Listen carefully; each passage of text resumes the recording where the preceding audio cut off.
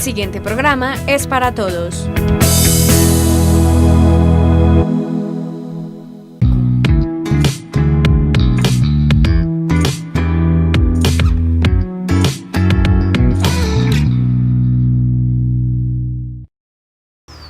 Bienvenidos al mundo del café.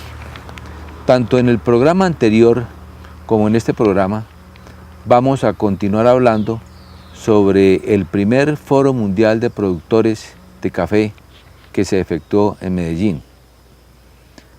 Una de las incógnitas que tenemos toda la gente que trabaja con café y que vivimos en las zonas cafeteras es si el consumo del café ha aumentado o sigue igual o ha disminuido en el mundo. ¿Qué se dijo allá con respecto a ese consumo del café a nivel mundial? Bueno, se vio que el consumo ha subido, más o menos el crecimiento del consumo del café está alrededor del 2.5% anual. En este momento las necesidades de café en el mundo son de 150 millones de sacos de 60 kilos. Entonces, las proyecciones son que cada vez va a aumentar más el consumo de café, y además también se habló de todas las propiedades que se han encontrado al café con los beneficios en la salud, lo que hablábamos en los capítulos anteriores, de todos los beneficios que tiene tomar café para la salud de nosotros. Entonces, cada vez que se encuentra un beneficio de tomar café, pues mucha más gente está empezando a tomar más la bebida. Entonces, el crecimiento ha sido exponencial, y hay una cosa muy particular, que ese 2.5% es el crecimiento del café estándar, pero en el consumo de cafés de especialidad, o sea, los cafés más exóticos, con mejor aroma, mejor fragancia, más delicados, ese crecimiento ha sido de más del 10%. Entonces, ¿qué pasa? Que el crecimiento de los cafés de especialidad viene a un ritmo mucho más acelerado que el crecimiento de los cafés estándar. Entonces, se tiene muy buena expectativa de crecimiento del mercado. Por eso la mayoría de países productores le están apuntando a aumentar su productividad, a aumentar su área cultivable, a aumentar la eficiencia de sus cultivos. Bueno, en cuanto a la tecnología, ¿qué se comentó? Y Colombia se pudo comparar con otros países en cuanto a tecnología con respecto a la producción del café.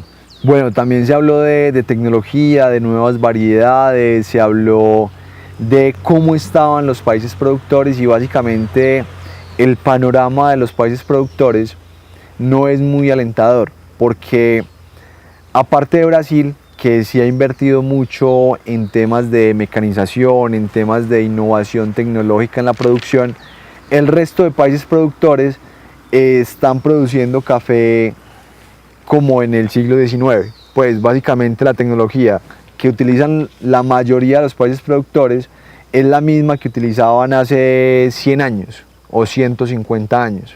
Entonces, es una gran deuda que tiene la caficultura con la innovación y el desarrollo en procesos de mecanización, en procesos de sistematización, en temas de mejoramiento con la utilización de la tecnología para producir más eficientemente café. A excepción de Brasil. Brasil sí está muy adelantado en la investigación y en la aplicación de las nuevas tecnologías en la producción de café.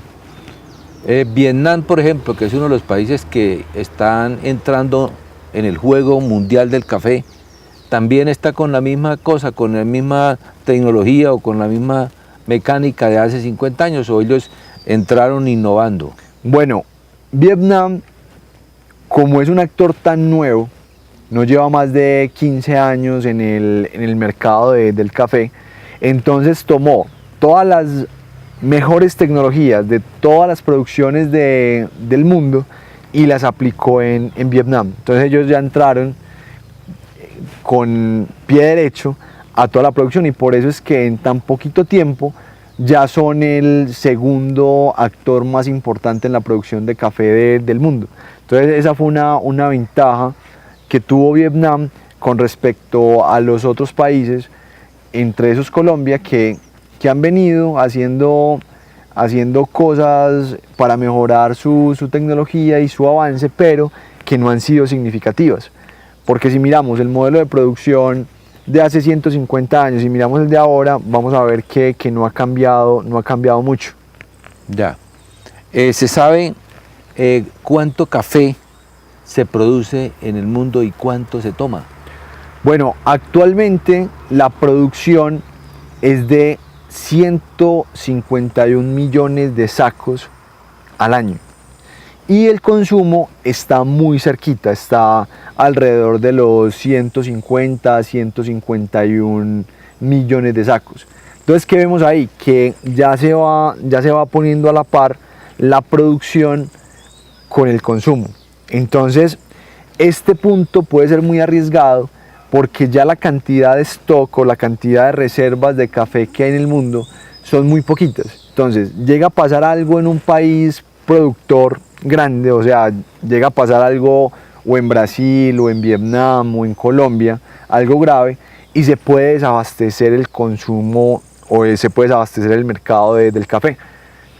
Pero esta paridad entre el consumo y la producción tiene una paradoja que los productores empezaron a preguntar, diciendo, bueno, si está tan cerquita, pues el precio debería estar muy alto, porque es lo normal, la oferta y demanda. Cuando está como muy par la producción y el consumo, pues se empieza a ver un riesgo de escasez y el precio debería ser alto. Pero ¿qué están viendo los productores? Que no es así, que no ven reflejada esa situación en el precio ni en la rentabilidad de su negocio. Pero los países con las industrias que transforman el café sí están viendo eso, porque ellos al transformar el café y al venderlo ya al cliente final, pues sí han subido secuencialmente el precio. O usted, cuando ha visto, por ejemplo, un tarro de café o una bolsa de café que baje en el supermercado. Sí, eso es. Eso o se mantiene o se sube. En cambio, con la producción del café, la materia prima, sí es un ciclo que los productores no saben qué va a pasar con el precio. Bueno, hablando ya de precio, mucha gente se cuestiona por qué los productores de café dependen de las bolsas de Nueva York y de Londres. Es una incógnita que mucha gente dice, bueno, pero ¿por qué dependemos de esas dos instituciones, que es la bolsa de Nueva York y la bolsa de Londres? Bueno, ¿qué pasa ahí? Lo primero que se cuestionaron los productores en este foro fue que todos los productos tienen un precio base. Si usted va a un supermercado y todos los productos tienen su precio. Entonces decían, bueno, ¿por qué con el café no pasa lo mismo? Porque cada calidad de café en el mundo no tiene su precio base, sino que va fluctuando dependiendo la especulación. Entonces, una de las tareas que quedó para ese comité que va a generar o que va a gestionar ya todas las conclusiones del foro es, bueno, ¿por qué no plantear en el mercado unos precios bases que le garanticen una rentabilidad adecuada a los productores? Ahora, ¿qué pasa con la bolsa? Entonces, las bolsas de Nueva York y la bolsa de Londres fueron instituciones que en su inicio fueron muy buenos, ¿sí? O son muy buenos si se saben utilizar, porque le voy a encontrar le voy a explicar cuál es la función de las bolsas. Entonces, cuando se empezó a hacer un negocio global, había un problema que, por ejemplo, alguien que necesitaba un café en Londres, ¿cómo se venía a negociar con el productor que estaba en Colombia? Entonces, se demoraba mucho ese trayecto de negociación, porque se tenía que venir el de Londres para acá o se tenía que ir el de Colombia para allá a hacer la negociación. Entonces, en la economía se empezó a idear cómo se podían gestionar los precios de una manera más rápida y de una manera masiva. Entonces, la respuesta para eso fue crear mercados consolidados donde se encontraran, no necesariamente físicamente, los compradores con los vendedores, ¿cierto? Hasta ahí vamos muy bien. Entonces, la otra función de la bolsa es disminuir el riesgo, ¿sí? Disminuir el riesgo ¿de qué? De los precios que asumen los compradores o los precios que esperan los compradores. Entonces, por ejemplo, antes de que existiera la bolsa, había una incertidumbre del productor de a cómo voy a vender mi café, y existía una incertidumbre del comprador a cómo lo voy a comprar. Entonces, la bolsa, ¿cómo solucionó eso? Entonces, la bolsa hace que esa incertidumbre baje, porque usted puede comprar como comprador café a un futuro.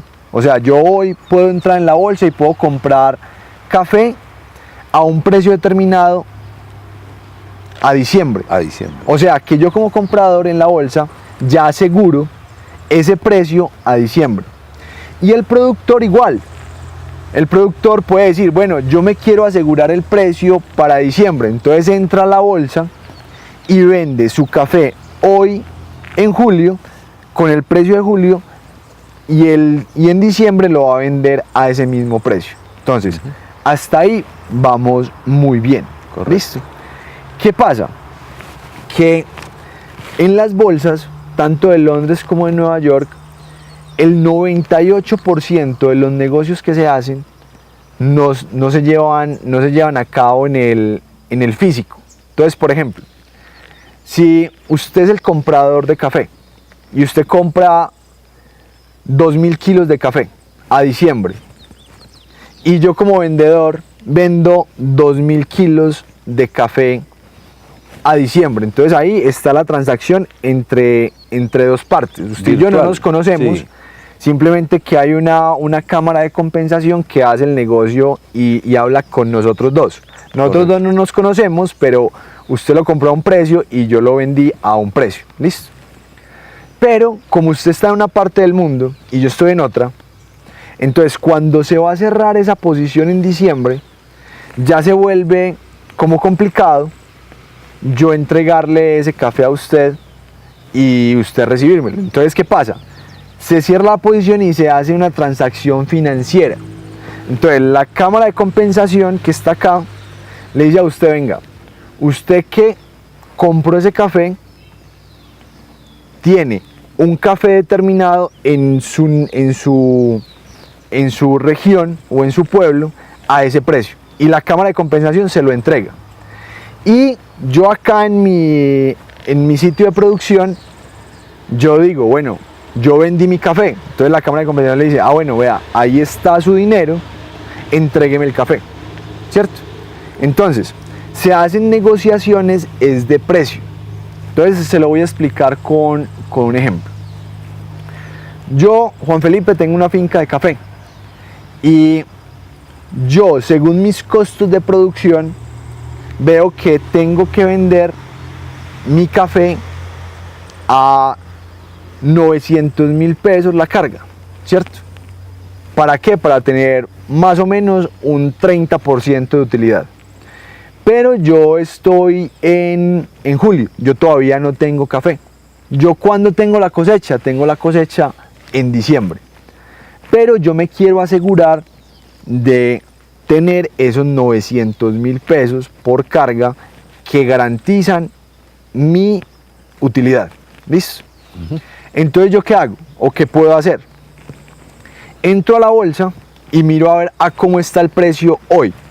Entonces, por ejemplo, hoy el precio del café está a 1,35 dólares la libra. ¿Eso en qué se traduce? Que la carga en el mercado ya puesto en Nueva York está a 1 millón de pesos. Entonces, ¿ese precio me sirve o no? Claro que le sirve. Me sirve, ¿cierto? Claro. Porque está un poco más alto de lo que yo presupuesto. Entonces, ¿yo qué hago? Yo digo, bueno, ¿cuánto voy a producir? Voy a producir 40 toneladas de café. Entonces yo entro a la bolsa y vendo mi café a futuro. Entonces, ¿yo qué hago? A esa cámara de compensación, que es la que hace la transacción, que es como una especie de banco, yo le digo, venga, yo voy a vender mi café, mis 40 toneladas, a $1.35 la libra. Y está ahí el negocio. Entonces yo me comprometí a vender ese café a ese precio. ¿Listo? Entonces, ¿qué pasa? Que el tiempo va pasando y el precio va fluctuando.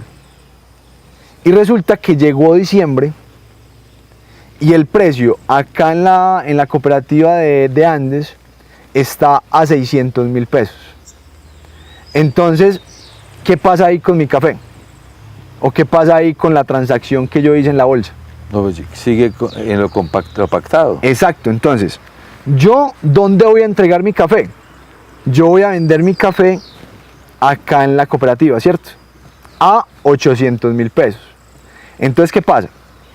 Yo, como vendí esas 40 toneladas a 1 millón de pesos en la bolsa, entonces yo lo que hago es cerrar esa posición en la bolsa y cuánto me dan a mí por esa posición. Me la pagan a 1 millón de pesos la carga. Entonces yo recibo esa transacción financiera en mi cuenta. Entonces es como si yo hubiera vendido ese café a 1 millón de pesos. ¿Sí?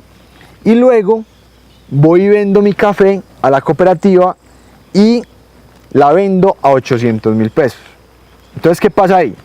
Me gané 100.000 pesos por un lado y perdí 100.000 pesos por el otro, ¿cierto? ¿Por qué? Si era 1 millón de pesos. No, porque yo me comprometí a entregar un café, pero no lo entregué. Yo cerré la posición porque era en la bolsa. Ya. Pero en esa transacción financiera, yo no lo vendía a 900, sino que lo vendía a 1 millón, ¿cierto? Correcto. Entonces, yo le pago a la cámara de compensación 900, pero ellos me devuelven 1 millón, ¿cierto? Porque fue el negocio que yo pacté. Claro. Y como yo no entregué el café, yo tengo que pagar esa transacción, ¿sí? Porque no hice ninguna entrega de café físico. Pero, ¿yo dónde entrego mi café? Yo lo entrego en la cooperativa. Pero en la cooperativa no me van a pagar 1 millón, sino que me van a pagar 800. Pero ¿con qué compenso esos 100.000 pesos que me hacían falta para mi rentabilidad? Con los 100.000 pesos que me gané en la transacción financiera en la bolsa. Entonces, ¿qué pasó con el negocio de la balanza? Entonces, acá en la bolsa gané 100.000 pesos y en la cooperativa me pagaron 100.000 pesos menos. ¿Cuál fue mi precio promedio? Los 900. 900. Eso se llama precios de compensación. Y eso es lo que hacen los países consumidores de café. Ellos llegan y aseguran un precio que a ellos les sirve para el negocio. Entonces ellos dicen, quiero comprar café a 1.3. Entonces ellos llegan y hacen posiciones para asegurarse ese precio. ¿Para qué? Para que financieramente cubrir el precio del mercado que van a tener más adelante. Entonces, es una operación financiera que vamos a seguir hablando y vamos a dar más ejemplos para poderla entender, porque ahí está la clave, o ahí está una de las claves para que los productores puedan tener un precio que se ajuste a su negocio, ¿sí? Entonces yo creo que ya lo podemos dejar para el próximo programa para poder entender mucho mejor ese concepto de la bolsa o las negociaciones en la bolsa de Londres y en la bolsa de Nueva York. Sí, ya como se nos acabó el tiempo, pues quedaron muchas dudas y en el próximo programa vamos a aclarar este tema que es supremamente interesante y sobre todo para los productores de café. Muchas gracias por la atención a este programa y lo esperamos en el próximo.